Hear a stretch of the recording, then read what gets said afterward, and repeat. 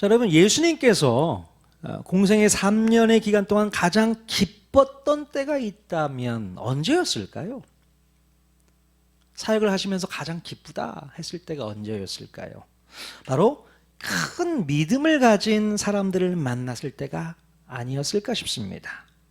마태복음 15장에 가서 보면요, 한 가나안 여인, 가나안 여인이 귀신 들린 자신의 딸을 위해서 모든 자존심을 다 내던지고 자기 딸을 고쳐달라고 예수님께 간청했던 장면이 나옵니다. 자, 그때 예수님께서는 여자여, 네 믿음이 크도다, 내 소원대로 되리라, 이렇게 말씀해 주셨어요. 이렇게 큰 믿음을 가진 여인을 보시고 기뻐하시며 칭찬해 주셨다는 거죠. 자, 그리고 또 한 군데를 더 찾는다면 바로 오늘 읽은 본문에 나오는 로마 백부장을 만났을 때가 아닐까 싶습니다. 이때 예수님께서 정말로 기쁘셨던 것 같아요. 이스라엘 사람들 중에 이만한 믿음을 만나보지 못했다, 이렇게 말씀하셨잖아요. 자, 예수님께서 이렇게 깜짝 놀라시는 것은 처음 봅니다. 얼마나 대단한 믿음을 가졌길래 이런 칭찬을 들을 수 있었을까요? 궁금하십니까? 별로 예수님이 놀라든 말든. 자, 그런데 여러분, 예수님께 칭찬을 받은 이 두 사람의 공통점이 뭔지 아시겠어요? 신분의 공통점이 있습니다. 놀랍게도 이 두 사람은 유대인들이 아닌 이방인들이었어요. 이방 사람들이었습니다. 한 명은 가나안 족속 여인이었고 또 한 명은 로마에서 파견 나온 군인이었습니다. 참으로 아이러니한 장면이 아닐 수 없습니다.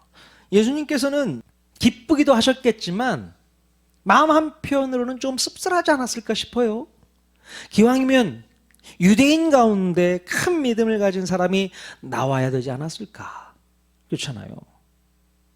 조상 때부터 늘 하나님을 믿고 있었고 성경 말씀을 소유하고 있었던 민족이었는데 유대인들 중에는 이런 큰 믿음을 가진 사람이 없었다는 것이 아쉽게만 느껴졌을 것 같습니다.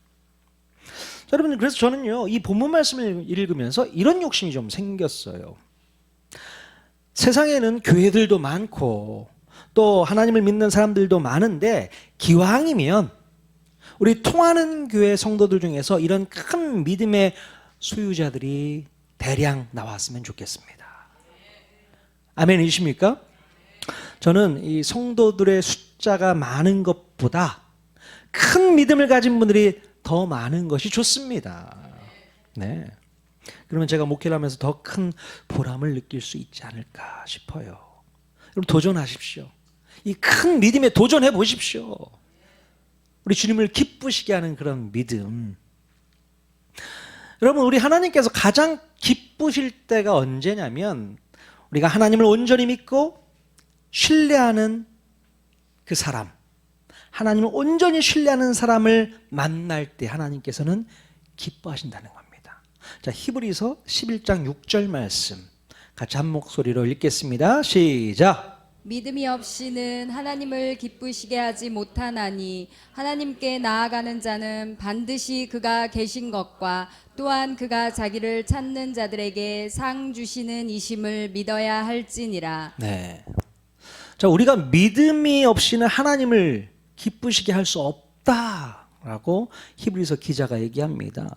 믿음을 가져야만 하나님을 기쁘시게 할 수 있다는 겁니다. 우리가 하나님을 기쁘시게 해드리려면 진정한 믿음, 참된 믿음, 큰 믿음이 있어야 되는 거예요. 오늘 이 시간에도 하나님의 살아계심을 분명히 믿고 하나님을 찾는 자들에게 상까지 주시는 하나님이심을 굳게 믿어서 하나님을 기쁘시게 해드리는 예배가 되었으면 좋겠습니다. 여러분 모두가 그런 믿음의 자녀들이 다 될 수 있기를 바랍니다.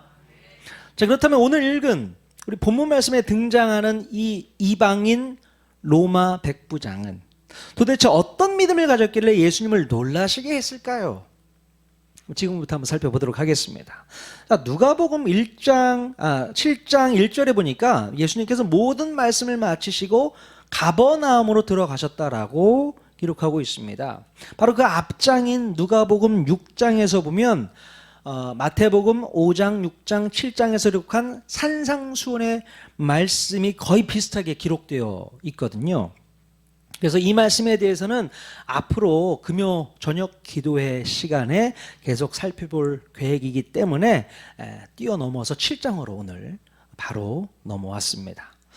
자, 그러니까 예수님께서 제자들에게 산상수훈의 말씀을 마치시고 예수님께서 주로 활동하셨던 가버나움 지역으로 돌아오셨다는 거예요. 자, 그런데 그때 어떤 로마 백부장이 사랑하는 종이 병들어 죽게 되었다고 하면서 유대인 장로 몇 사람을 예수님께 보내서 그 병든 종을 고쳐달라고 청하게 됩니다. 본인이 직접 간 것이 아니라 유대인 장로들 며칠 예수님께 보냈다는 얘기예요. 자, 이에 유대인 장로들이 예수님께 나와 간절히 간구하면서 백부장의 요청을 꼭 들어주십사 부탁을 하게 됩니다. 자, 그러면서 이 백부장이 어떤 사람인지를 차근차근 설명해 주게 되는데요. 여러분, 원래 이 로마 군대의 백부장은 바로 100여 명의 군사들을 지휘하는 중간급 장교였습니다. 이때 당시 백부장 계급은 아주 끝발이 제일 좋은 계급이었기 때문에 많은 군사들에게 선망의 대상이 되었던 직업이었어요. 그래서 충분히 교만할 수도 있었겠고 충분히 아랫사람들에게 갑질을 할 수 있는 그런 위치에 있었던 계급이었습니다. 자, 그런데요, 유대 장로들이 예수님께 소개하는 이 백부장은 참으로 달랐습니다. 누가복음 7장 5절 말씀 같이 읽겠습니다. 시작. 그가 우리 민족을 사랑하고 또한 우리를 위하여 회당을 지었나이다 하니. 네, 로마에서 파견 나온 이 백부장은 무슨 이유 때문인지는 몰라도 독특하게도 유대 민족을 사랑했고 그들의 예배 처소인 회당까지 지어주었다라고 얘기합니다. 물론 정치적인 이유 때문에 유대인들의 환심을 사기 위해서 회당을 지어줬을 것이라고 오해할 수도 있겠지만 가만히 살펴보면 그런 이유 때문은 아닌 것 같습니다. 이 백부장은 정말로 유대교의 하나님을 믿음으로 받아들이고 있었다는 거예요. 네. 자, 로마에서 파견된 이방인 백부장이 이런 마음을 갖기가 참으로 어려웠을 텐데 언제 어떻게 듣고 배웠는지는 모르겠지만 그 마음 가운데는 하나님에 대한 믿음과 신뢰가 두텁게 쌓여 있었다는 것입니다. 자, 그래서였는지는 모르겠지만 유대인 장로들과도 서로 잘 알고 지냈던 사이였던 거예요. 자, 그래서 유대인 장로들은 백부장의 심부름으로 예수님께 찾아왔던 것입니다. 아마도 이 백부장은 유대인들의 관습을 너무나도 잘 알고 있었기 때문에 본인이 직접 예수님께 찾아가 뵙는 것을 피하고 있었던 것 같아요. 왜냐하면 그때 당시 유대인들은 이방인들과 함부로 접촉하는 것을 부정하게 여겼기 때문에 이 백부장도 유대 랍비인 예수님에 대한 예의를 지키기 위해서 친하게 지내던 유대인 장로들에게 자기 대신에 예수님을 만나달라고 부탁을 했던 것입니다. 그러니까 말씀을 끝까지 읽어봐도요, 예수님과 백부장이 만났다는 내용이 없어요. 근데 마태복음에 비슷한 내용의 이야기가 기록되어 있거든요.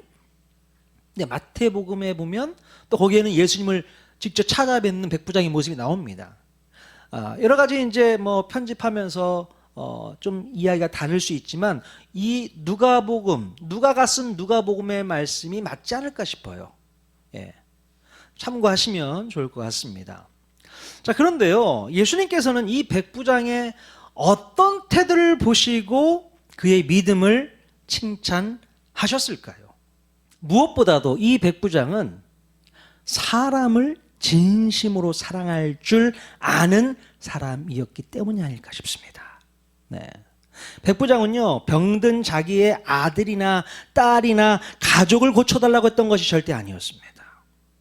고작 집에서 종노릇하는 병든 노예를 치료해주기 위해서 자존심까지 다 내던진 사람이었어요. 사랑하는 병든 종을 고칠 수만 있다면 유대인, 랍비인, 젊은 예수에게라도 몸을 굽히고 겸손한 자세로 나아가게 되었던 것입니다. 그럼 어떻게 이럴 수 있을까요? 그때 당시 로마 문화권에서는 종이나 노예를 어떻게 취급했냐면요, 사람이 아닌 그냥 물건으로 취급을 했어요. 노예는 사람이 아닙니다. 더군다나 병든 노예는 고쳐줄 생각도 하지 않고 그냥 내버리는 것이 일반적인 생각이었어요. 자, 그런데 백부장은요, 자기 집에서 일하는 종을 진심으로 사랑을 했고요, 또한 병이 들어 아파하는 것을 보면서 긍휼한 마음이 들었던 것입니다. 불쌍히 여겼다는 거예요. 바로 이 지점에서 예수님께서는 백부장의 믿음을 진짜 믿음이라고 여겨주신 것입니다. 예. 여러분, 정말로 사람을 사랑하기가 쉽지 않습니다. 그것도 내 가족이 아닌 다른 누군가를 사랑하고 긍휼히 여긴다는 것은 정말로 어려운 일이에요. 지난번 설교 시간에 나누었었는데 예수님께서 제일 속상하게 여겼던 것이 무엇이었습니까? 바로 안식일법을 지킨다는 명분으로 줄인 사람들의 배고픔은 아랑곳하지 않고, 또한 안식일에 병든 사람을 고쳐주었다고 노발대발하는 유대 율법주의자들의 태도가 너무나도 속상하셨던 거예요. 우리가 그때 배워서 잘 알고 있죠. 사람을 사랑할 줄 모르는 사람이었단 말이에요, 유대인들이. 율법을 잘 지킨다, 그거는 오케이. 그러나 그 속에 담겨있는 하나님의 마음을 가지고 사람을 사랑할 줄도 알아야 되는데, 사람 사랑할 줄도 모르면서 율법 지킨다고 그러고 있는 유대인들을 바라보면서 너무나도 속상해 하셨다는 거죠. 자, 그런데요, 바로 그 유대 민족도 아닌 오히려 이방 사람이 신분과 계급을 떠나서 비천한 종의 신분을 가지고 있는 병든 사람에게 하나님의 성품인 긍휼을 베풀고 있으니 놀라지 않을 수가 없는 것입니다. 여러분, 진정한 사랑은 신분과 계급과 인종과 종족을 초월해서 하나님의 마음을 담고 그들에게로 깊숙이 녹아 들어가는 것이 아닐까 싶어요. 이게 사랑입니다. 비록 나와는 성향이 다르고 색깔이 다르고 가치관이 다르고 성격이 달라도 하나님의 마음을 품고 그들에게로 녹아 들어가는 것, 이게 사랑입니다. 이게 사랑이에요. 긍휼히 여길 수 있는 마음을 갖는 것. 우리는 너무 긍휼히 여기는 마음이 없습니다. 가끔 TV를 보다 보면 뭐 기아대책 하면서 저 아프리카에서 굶주리는 아이들 화면이 나올 때가 있지 않습니까? 그거 딱 나오면 바로 넘겨버립니다. 잘 안 봐요. 마음이 불편하니까 그냥 넘겨버려요. 내일도 아니니까. 우리의 마음이 그래요. 강팍합니다. 불쌍히 여기는 마음이 없어요. 긍휼히 여기는 마음이 없습니다. 최근에 우리 교회에서는 일본 비전 트립을 저희가 이제 준비하고 있는데요. 뉴스에 나오는 기사를 보면 요즘에 이 일본 사람들의 태도가 너무나도 얄밉고 심지어 화를 불러일으키는 그들의 태도를 보게 됩니다. 요즘에도 역사를 왜곡하는 교과서를 만들어서 아이들에게 가르치고 있잖아요. 또 독도 영유권을 주장하는 그런 플레이를 하고 있습니다. 그런 걸 들을 때마다 속상하죠. 너무 얄밉습니다. 그냥 화가 확 일어나죠. 그러니까 진짜 마음 같아서는 비전 출입이고 뭐고 그냥 일본을 위하는 그런 액션은 하지 않는 게 좋겠다. 안 가고 싶은 마음도 솔직히 들어요. 저렇게 얄밉고 뻔뻔하게 이를 데 없는 사람들에게 긍휼을 베푼다는 게 쉽지가 않습니다. 일본 선교사님들은 어떻습니까? 그 일본인 중에서도 한 영혼을 구원하기 위해서 그렇게 수고하고 애쓰잖아요. 긍휼한 마음을 하나님께서 주셨기 때문에 그게 가능한 것입니다. 여러분, 근데 참 이게 쉽지 않아요. 쉽지 않습니다. 하지만 우리 예수님의 마음은 어떠실까요? 예수님의 마음. 예수님이라면 그들을 어떻게 대하실까요? 자, 우리 예수님은요, 우리에게 긍휼히 여기는 자가 긍휼히 여김을 받을 것이라고 말씀해 주십니다. 예. 비록 우리에게 피해를 입히고 상처를 주고 못살게 굴고 무시한다고 하더라도 사랑으로 품고 안아서 내가 하나님께 받을 긍휼을 먼저 챙기라고 말씀하시는 거예요. 야, 네가 먼저 긍휼을 챙김 받아야지. 그리고 나서 긍휼히 여겨야 되지 않겠니? 말씀하시는 겁니다. 내가 먼저 사랑하지 않고 내가 먼저 다가가지 않으면 우리 주님도 우리에게 다가오질 않습니다. 먼저 다가가십시오. 여러분 주변에 뭔가 불편한 마음을 갖고 있는 사람이 있을 수 있습니다. 그러나 먼저 다가가십시오. 이게 사랑입니다. 불편하더라도 고통스러워도 나에게 피해를 끼치고 나에게 상처를 줬어도 다가가는 게 사랑이라는 거예요. 우리 주님이 그것을 원하시고 그게 사랑이다. 그게 믿음이다. 라고 말씀하고 있습니다. 우리 다음 주에 부활주일 헌금을 하나님께 드리기로 또 마음 먹고 있는데요. 그 헌금의 일부는 바로 튀르키예 구호를 위해서 헌금을 하게 됩니다. 아니 우리나라 사람들도 아니고 저 터키 사람들, 저 멀리 있는 사람들, 그들을 위해서 우리가 뭐 구호 헌금을 보낼 이유가 있는가 이렇게 생각할 수도 있습니다. 아니요. 하나님께서는 그들을 바라보시며 긍휼히 여기고 계시잖아요. 우리도 같은 마음을 품었으면 좋겠습니다. 하나님과 같은 마음, 동일한 마음, 긍휼히 여기는 마음. 그래서 그들을 돕고 또 그들을 섬길 수 있는 귀한 물질로 후원할 수 있기를 바랍니다. 예. 자, 그렇다면 예수님께서는 이 백부장의 어떤 태도를 보시고 이만한 믿음이라고 또 칭찬해 주셨을까? 누가복음 7장 6절에서 7절입니다. 같이 읽겠습니다. 시작. 예수께서 함께 가실새 이에 그 집이 멀지 아니하여 백부장이 벗들을 보내어 이르되 주여 수고하시지 마옵소서 내 집에 들어오심을 나는 감당하지 못하겠나이다. 그러므로 내가 주께 나아가기도 감당하지 못할 줄을 알았나이다. 말씀만 하사 내 하인을 낫게 하소서. 자, 백부장이 보낸 유대 장로들이 예수님을 설득해서 모셔오고 있는 중에 또다시 백부장이 보낸 몇 명의 벗들, 신구들이 예수님께 도착을 했습니다. 자, 그들이 뭐라고 했습니까?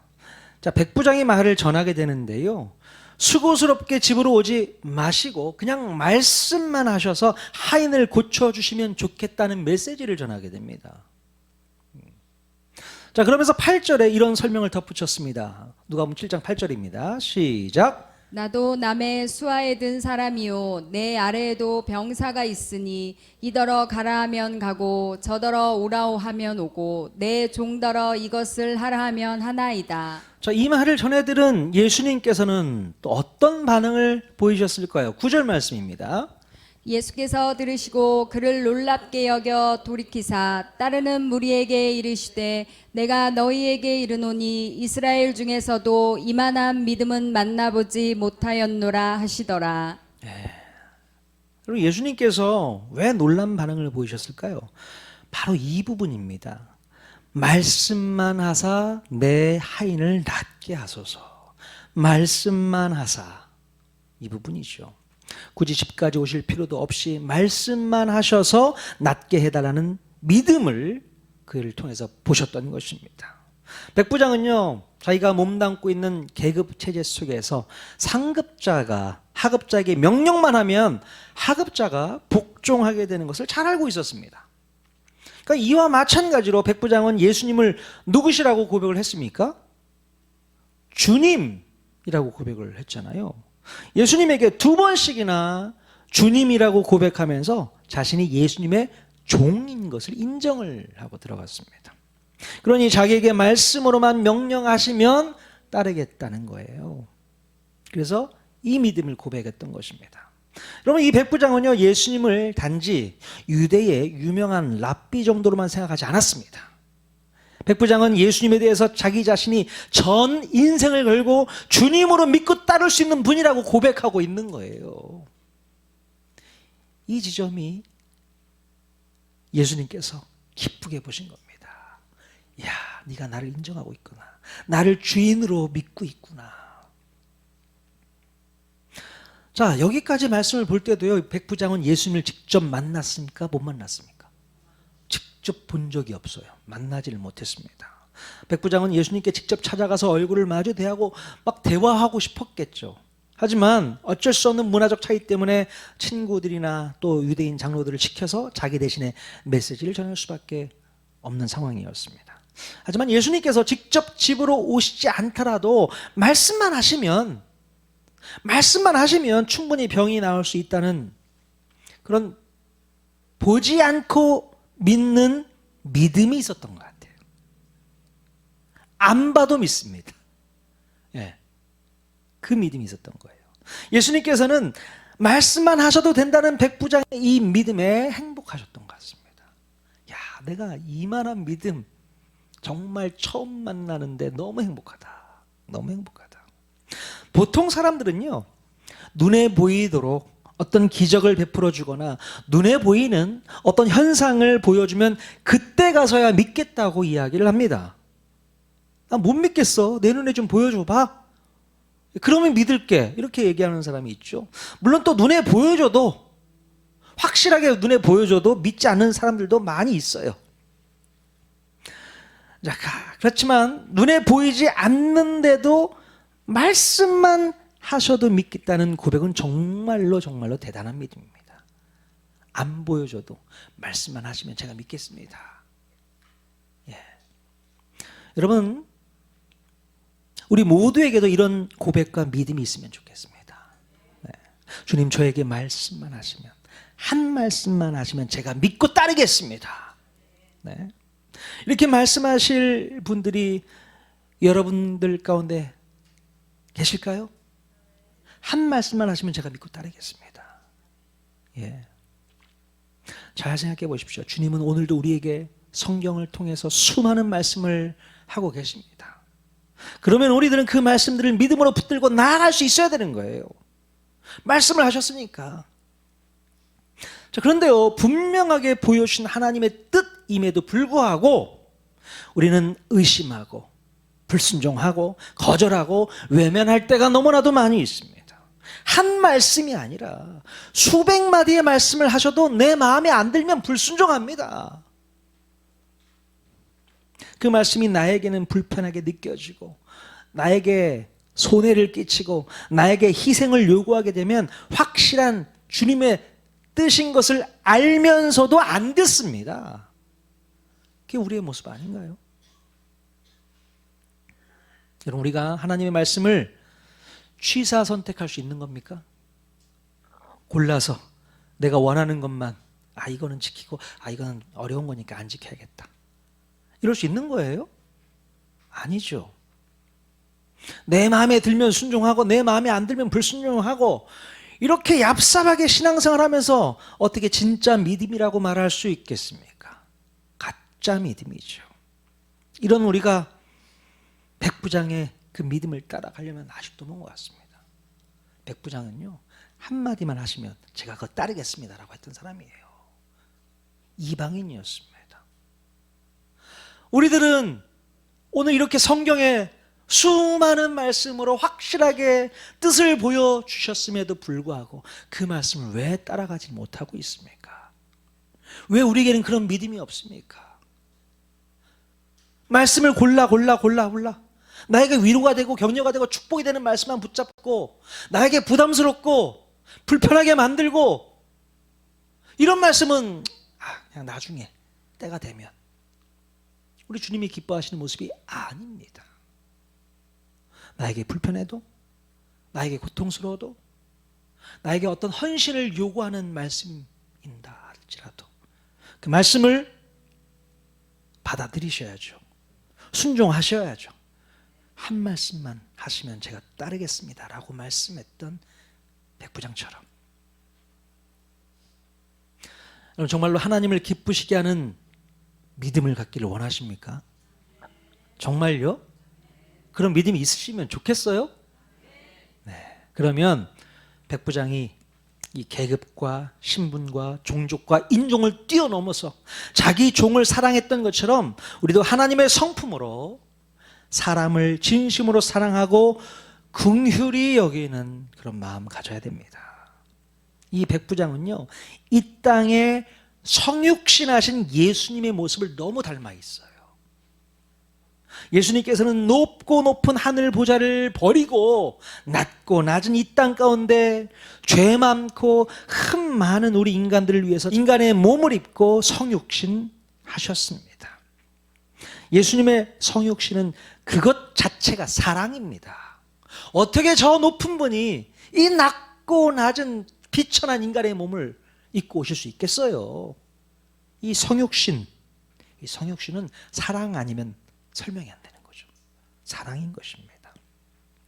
우리도 그 사랑의 마음을 가지고 예수님처럼 성육신의 영성을 가지고 나와는 너무나도 다른 사람들을 위해서 사랑하고 긍휼히 여길 수 있어야 됩니다.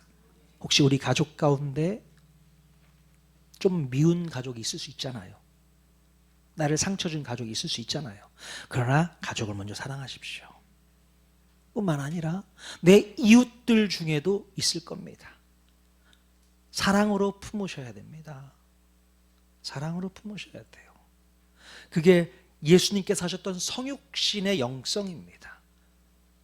나는 너와는 달라.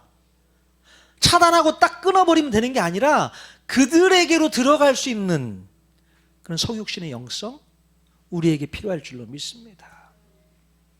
그러니 일본 가야겠죠?